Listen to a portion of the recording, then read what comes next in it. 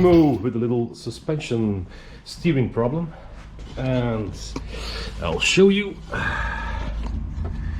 So here you can see the spring, and just on top of the spring there's a bearing. That bearing gets clogged, gets stuck. So what's the case? When you turn the wheel, look at the action on the bearing.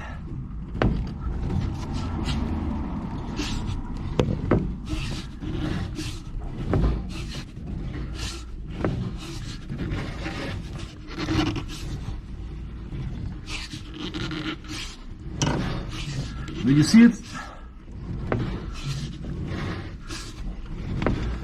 It's dancing, the spring is dancing on top of the bearing, just below the bearing. So we have to replace the bearings on top of the spring on the shocks. So, quick tip, if that's the noise you're hearing when you're turning the steering wheel, then your bearing is fucked. So let's swap it out, and that will be another video. Little quick tip.